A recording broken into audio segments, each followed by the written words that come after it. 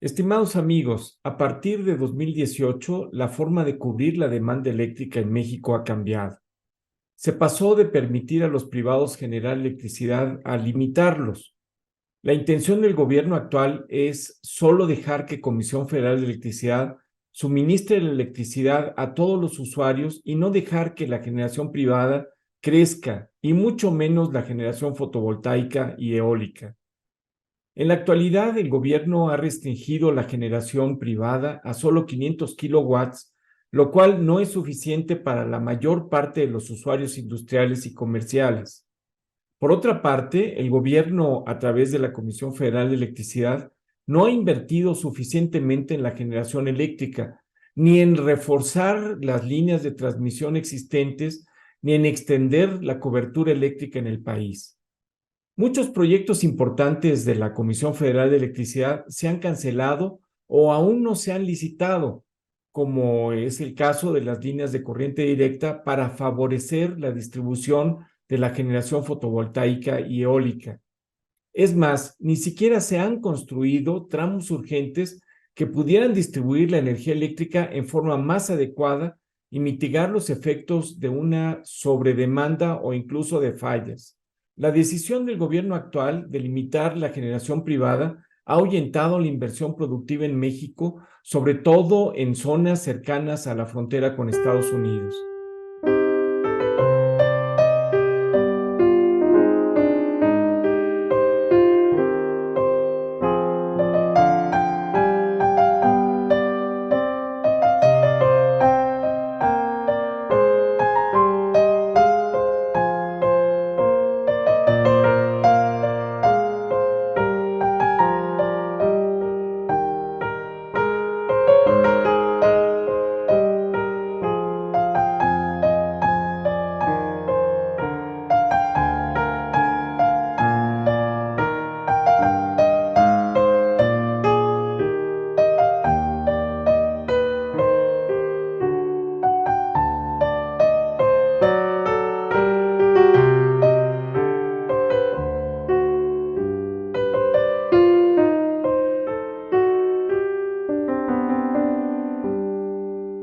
Previendo una controversia aún más grande entre Estados Unidos y China, empresas de todo el mundo se han interesado en instalar o relocalizar sus fábricas, sobre todo en Asia, y moverlas lo más cerca del mercado más importante del mundo, que es el de Estados Unidos.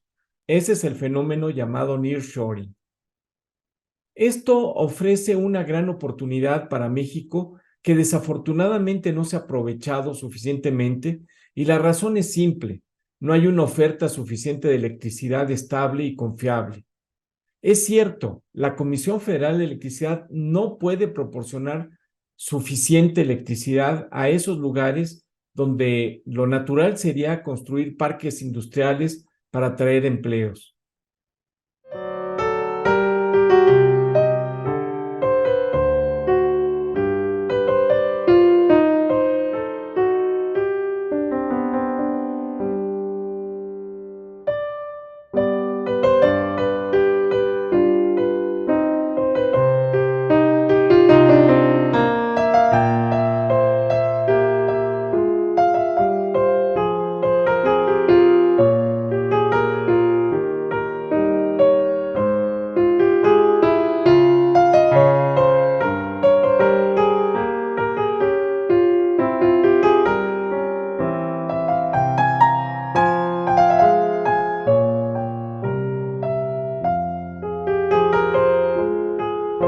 El gobierno mexicano lo sabe.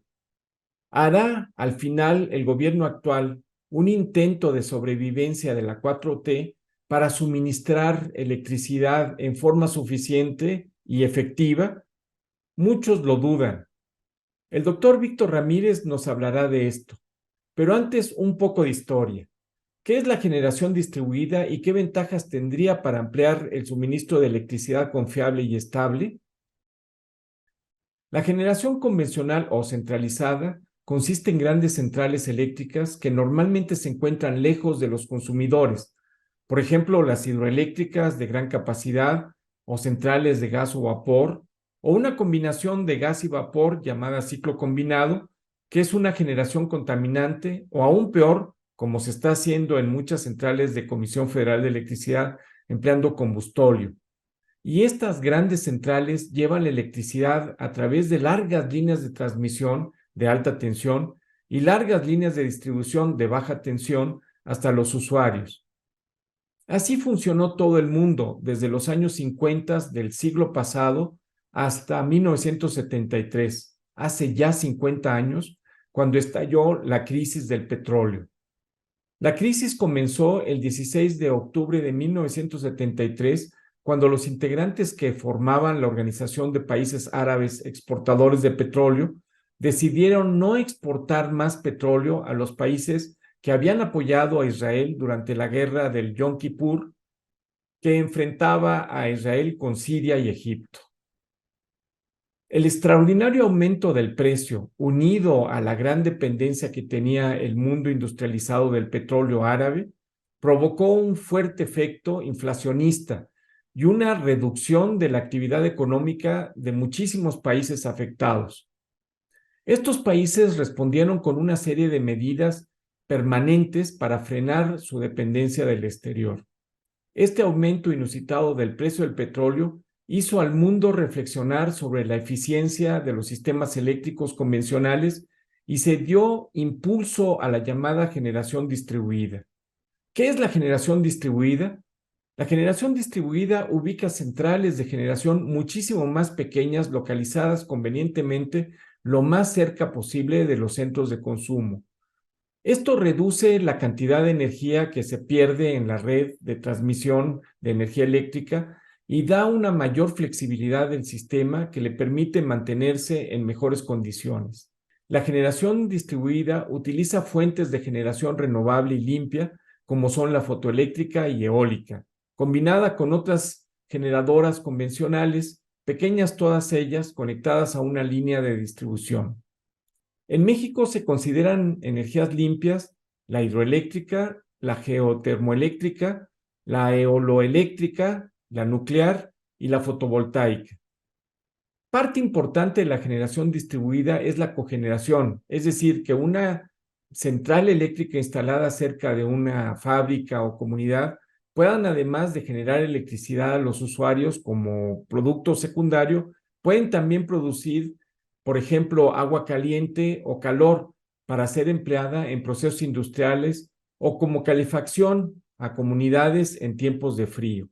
También se pueden utilizar otros productos secundarios de la generación eléctrica, como puede ser el CO2, que entre otros usos se puede llevar a grado alimenticio y emplearlo en las bebidas gaseosas o en la fabricación de cervezas, etc.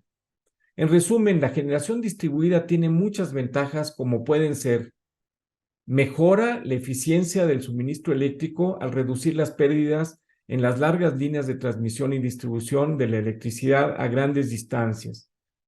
Disminución de la inversión del gobierno. La generación distribuida estimula tanto a las personas como a las empresas a producir la energía eléctrica que requieren, utilizando capital propio o financiado. Es decir, el gobierno ahorra, ya que no tiene que construir grandes centrales y evita los altísimos costos de inversión en transmisión y distribución a largas distancias y en la interconexión regional. Adicionalmente, reduce sustancialmente los montos por compra de combustibles y en los costos de operación del sistema. Ayuda a la conservación del medio ambiente al utilizar principalmente fuentes de energía renovable como son la fotoeléctrica y la eólica. Descongestionan los sistemas de transmisión de energía eléctrica. Aumenta la confiabilidad del suministro eléctrico al reducir las pérdidas y fallas por caídas de líneas. Ayuda a cubrir la demanda en horas punta. Proporciona una más rápida respuesta a las variaciones en el sistema eléctrico centralizado. Ayuda a suministrar de energía en periodos de gran demanda. Mejora la fiabilidad del sistema. Mejora la calidad del servicio eléctrico.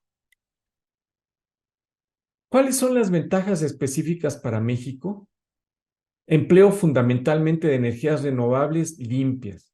Ayuda a que México pueda cumplir con los compromisos internacionales de reducción de contaminantes. Creación de más de 100,000 empleos, que es lo que se estimaba en el año 2018. Puede recibir certificados de emisiones limpias que apoyan en el financiamiento de nuevos proyectos de generación también limpia. No es necesario tener permisos de la Comisión Reguladora de Energía para generación distribuida limitada a menos de 500 kilowatts, que, aunque evidentemente no sea suficiente, de menos es algo. Facilidad de trámites de interconexión con la Comisión Federal de Electricidad, al menos durante 2018, aunque en los años posteriores se complicó muchísimo la obtención de contratos de interconexión. Posibilidad de tener incentivos fiscales, que en la actualidad son prácticamente inexistentes. Pero también la generación distribuida tiene estas desventajas. Cuando una buena parte de la electricidad es generada por la energía del sol y del viento, se producen fluctuaciones de voltaje que deben compensarse por las centrales grandes del sistema convencional, lo que en sistemas centralizados débiles causan inestabilidad en el sistema eléctrico. Fuertes rampas de incremento de generación para los generadores convencionales del sistema, que es la llamada curva de Pato.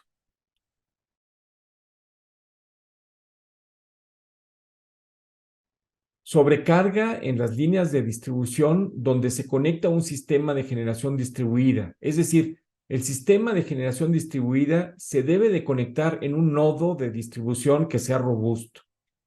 Requiere de un sistema de adquisición de datos más complejo para prever cuándo y cuánto se genera la electricidad de fuentes renovables como la energía solar o la energía del viento, y cómo coordinar estas fluctuaciones con la generación de las grandes centrales.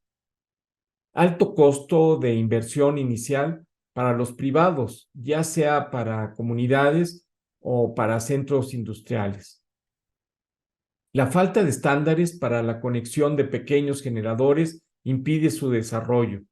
Se requiere financiamiento para los usuarios, lo cual en muchos casos no es fácil de conseguir. ¿Cómo la Secretaría de Energía concibe la generación distribuida para México?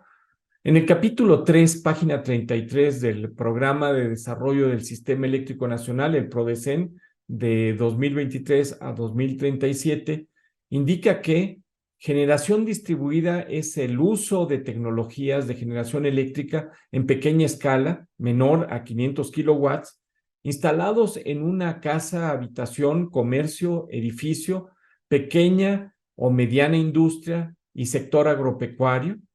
Pueden impactar el consumo de la energía eléctrica y el perfil de la demanda integrada de un sistema eléctrico local.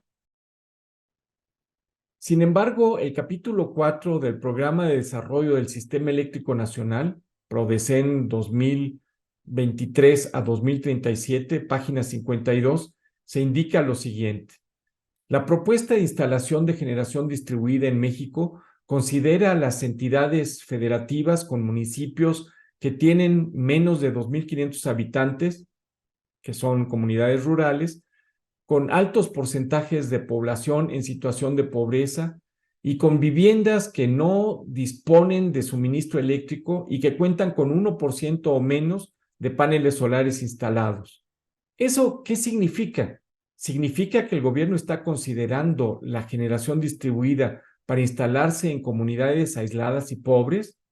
No está considerando la generación distribuida para mitigar la carencia de oferta de electricidad de la Comisión Federal de Electricidad para el crecimiento de los parques industriales, de las fábricas o de las comunidades que pueden instalar generación distribuida. El PRODECEN considera la generación fotovoltaica como la predominante en la generación distribuida. Sin embargo, vemos que prácticamente no crecemos en México en cuanto al aumento de la generación ni fotovoltaica ni eólica. No ha crecido la generación eléctrica empleando energía del sol ni del viento. Los aumentos en la capacidad tanto fotovoltaica como en eólica de 2019 y 2020 Se debe a la terminación de la construcción y la obtención de permisos de generación por parte de la Comisión Reguladora de Energía y el Centro Nacional de Control de Energía a proyectos que empezaron a construirse antes de 2018. En el capítulo 3, página 44 del PRODECEN, se muestra la evolución de la capacidad estimada de la generación distribuida fotovoltaica. En esta gráfica se muestra que la generación distribuida real en 2022 fue menos de la mitad de la estimada en la tendencia de 2018. Una gráfica que muestra en forma más clara que el gobierno no ha promovido la generación distribuida a partir de 2018 a la fecha es la siguiente. En 2017 se esperaba que en México la generación distribuida creciera en 500 megawatts anuales. Sin embargo, la realidad nos muestra otros datos según el PRODECEN 2023-2037. La generación distribuida en prácticamente todo el mundo se ve como una buena solución, pero en el gobierno de México parece que esto no es así.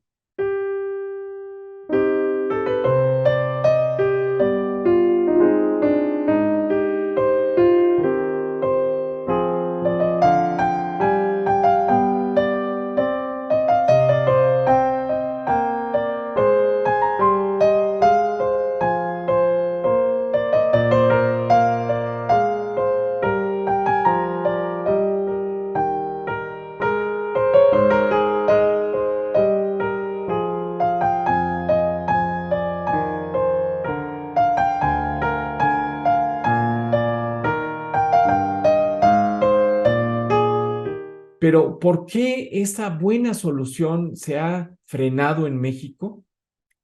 ¿Qué intento de sobrevivencia, si es que lo hay, está proponiendo la 4T en lo relacionado a suministrar la electricidad que necesitamos para impulsar al país, sobre todo en aprovechar esta situación única de nearshoring en un escenario donde CFE no invierte lo suficiente y limita la generación privada?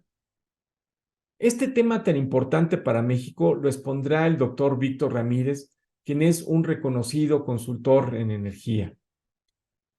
Víctor Ramírez Cabrera es doctor en ciencias por la Universidad Nacional Autónoma de México, con estudios en materia de derecho ambiental, impacto ambiental y cambio climático.